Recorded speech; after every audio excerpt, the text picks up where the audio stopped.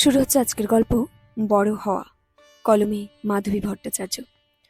Office থেকে ফেরার পথে পেট শপে ঢুকেছিলাম। অনেক দেখে টেকে একটা ল্যাব পাপি পছন্দ করেছি। আগামীকাল সকালে ডেলিভারি দিয়ে যাবে বলেছে। আমার তুতুর সারপ্রাইজ গিফট। কাল তুতুর 4 বছরের জন্মদিন। কি যে গিফট দেব বুঝতে পারছিলাম না। নানা রকম খেলনায় ভর্তি আমার ঘর। খেলনা দিয়ে আর কত খেলবে। হঠাৎ মাথায় বুদ্ধি এলো, একটা জীবন্ত সঙ্গীত দরকার আমার ছেলেটার। ওকে দেখেছি কুকুর দেখলে খুশি হয়ে উঠতে। একটা কুকুর আনলে ওর সঙ্গী হবে, ভালোই সময় কাটবে। পরদিন সকাল 8টায় ডেলিভারি দিয়ে গেল পেট শপ থেকে। সুন্দর একটা বাস্কেটে রিবন দিয়ে সাজিয়ে দিয়েছে। তুতু তখনও ঘুমোচ্ছে। আমি বাস্কেটটা নিয়ে বিছানার ওপর পায়ের কাছে রাখলাম। তুতু সোনা, আমার বাবু, ওঠো ওঠো, আজকে আছে বলো তো? তুতু ধর মুড়িয়ে উঠে বসলো। চোখ কচলাতে কচলাতে বলল, আজ আমার হ্যাপি বার্থডে তো। ওর বলার ভঙ্গি দেখে হাসি পাচ্ছিল। আমি ওকে কোলে তুলে নিলাম। কি সুন্দর গন্ধ ওর গায়ে। ওই আমার জীবন, আমার সব কিছু, আমার প্রাণ ভোমরা। ও ছাড়া আমার যে আর কেউ নেই। ওর জন্মের সময়ে দিতি মারা যায়। ছোট্ট শিশুটির মুখ চেয়ে তখন থেকে আমার বেঁচে থাকা শুরু। আমার মা বাবা আগেই চলে গেছেন। তুতু ছাড়া আমার আপনজন আর কেউ ছিল না। একজন লোক রেখে দিয়েছিলাম। সবিতা মাসি এখনো তুতুর দেখাশোনা করে, খুব ভালোবাসে তুতুকে। সেদিক দিয়ে আমি নিশ্চিন্ত। তুতুকে বুকে জড়িয়ে রেখেই বললাম, তোমার জন্য কি গিফট এনেছি বাবা বলো তো? কি এনেছো? তুতুর চোখে কৌতূহল।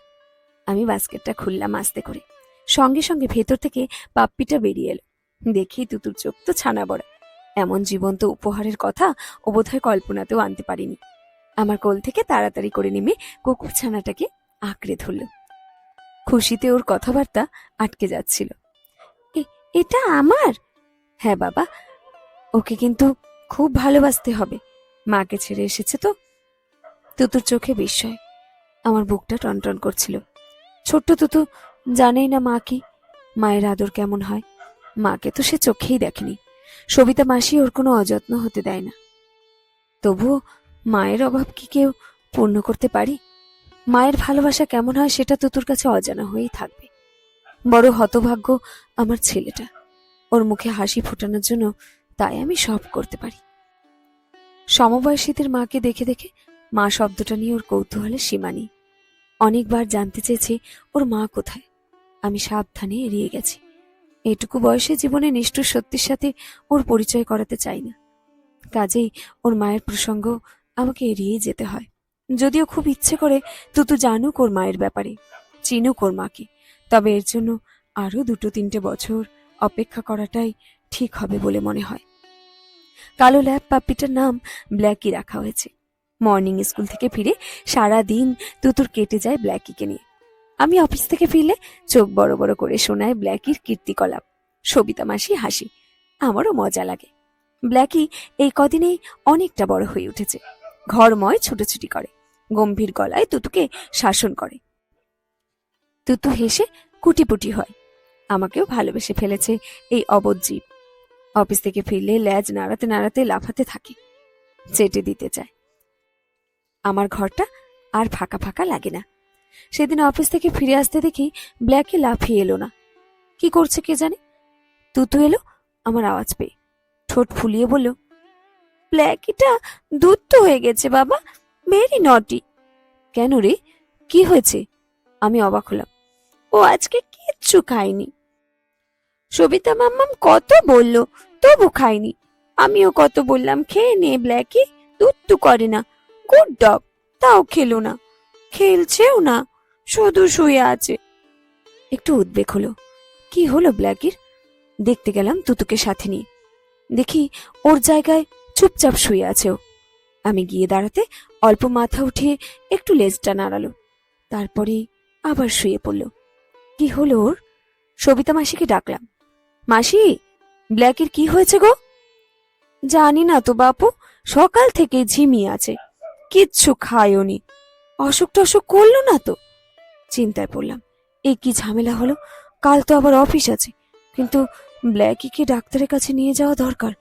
দেখি কালকের দিনটা, অবস্থার উন্নতি না দেখলে অফিস থেকে ফিরে ওকে ডাক্তারের কাছে নিয়ে যাব। কি হয়েছে বাবা ব্ল্যাকের? অসুখ করেছে? আমাকে চুপ দেখে তুতুর প্রশ্ন। কিচ্ছু হয়নি বাবা, তোমার ব্ল্যাকি ঠিক হয়ে যাবে। যদিও বললাম মনটা খুব খারাপ লাগছিল। ছেলেটা কেমন মনমরা হয়ে আছে।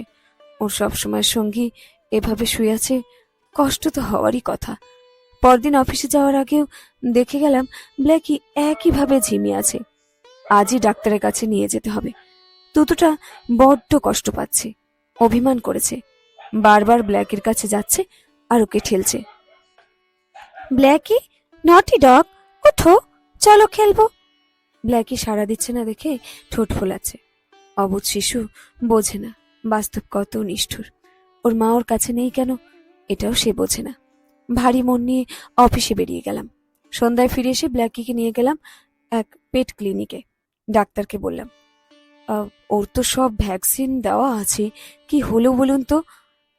মনে হচ্ছে টিক ফিভার, কয়েকটা টেস্ট করিয়ে নেবেন, দেখছি কি করা যায়। ব্ল্যাকিকে নিয়ে সব ওষুধপত্র সমেত বাড়ি ফিরলাম, কিন্তু অবস্থার কোনো উন্নতি নেই, বরং অবস্থা আরো খারাপ মনে হচ্ছে। পরদিন সব টেস্টের রিপোর্ট দেখে ডাক্তার নিশ্চিত হলেন টিক ফিভারই হয়েছে ব্ল্যাকি। বললেন ওষুধগুলো খাইয়ে যেতে, ঈশ্বর সহায় হলে নিশ্চয়ই সেরে উঠবে ব্ল্যাকি। যদিও অবস্থা তেমন ভালো নয়, ছোট কুকুর বলে অসুখের সঙ্গে লড়াই করার ক্ষমতাও কম। ভার মন নিয়ে বাড়ি ফিরলাম।